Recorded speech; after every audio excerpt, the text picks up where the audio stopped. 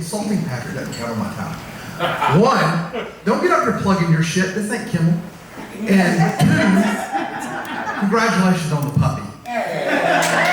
And on the puppy theme, actually, Dog Days of Summer comes from a Latin phrase, dies caniculares, which literally means puppy days.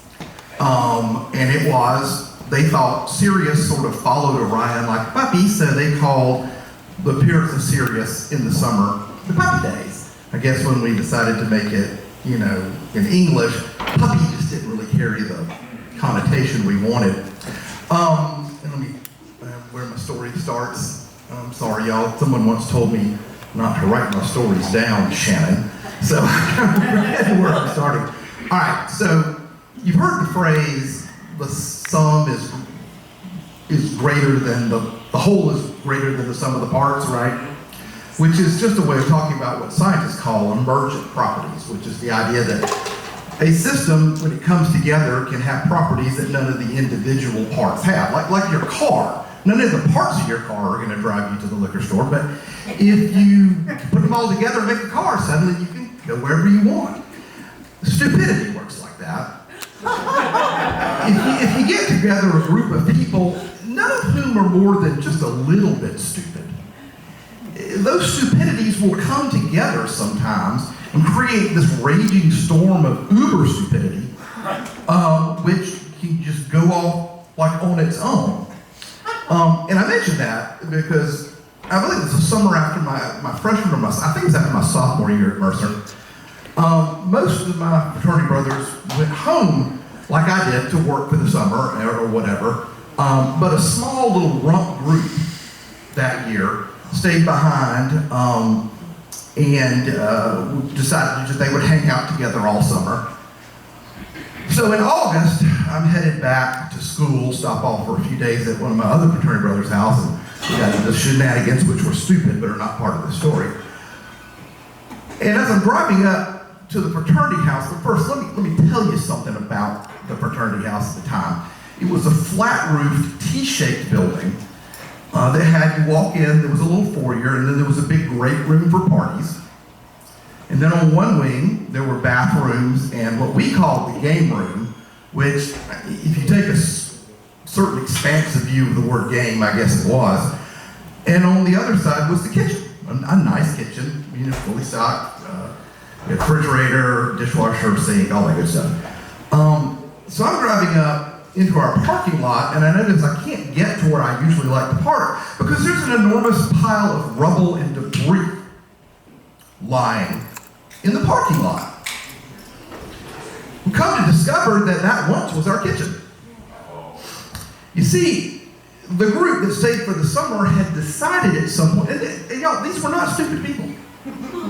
One of them is an Anglican minister, one of them is a doctor, one's a lawyer, the other, who recently passed, is the smartest human being I've ever met in my life. Sorry, Nathan. But what they decided, what they sat down and decided needed to happen was to rip the kitchen out and put in a hot tub. Among the things not mentioned at this meeting about the hot tub were, one, there was no fucking money for a hot tub. Two, none of them had any idea how to build a hot tub, install a hot tub, or most importantly, put a fucking kitchen back in. And someone's got to go explain this to the school, because while we owned the building, the school owned the land, and one of the conditions of allowing us to build the fraternity lodge on the university property was you couldn't make major changes without the prior approval of the university. But the cherry, the absolute fucking cherry on the top of this Sunday was our national organization sent what's called a chapter consultant to check on us. That's who they send when you are fucking up and they want to straighten you out. His instructions, which we knew, were to come straighten us up or kick us all out. So plan A is we just won't tell him about the kitchen. He won't notice. So he gets there, he calls us all together in a chapter meeting. First thing out of his mouth is, guys, where's the fucking kitchen? Okay, well, plan B it's going to be then. Plan B was to divide into two groups. The first we'll call Stupid Squad A is going to try to figure out how to put a kitchen back in. Stupid Squad B is going to take the guy from National out and spend a couple of days getting him blisteringly drunk and take him to strip bars. Now, it's important to remember that the reason he was down there was because National was upset because all we did was get blisteringly drunk and go to strip bars. So, Stupid Team B does that. Stupid Team A fails utterly. No idea how to put a kitchen back in. So, after a couple days, Stupid Team B shows back up with the National guy in tow. He calls us all together and immediately does not kick us out and gets GHQ National to pay for half our rush, which turned out to be our most successful rush in years.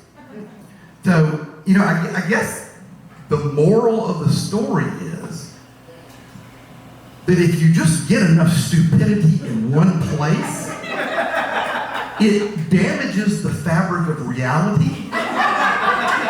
And the only thing you can do is to do something equally but oppositely stupid, and you'll be fine.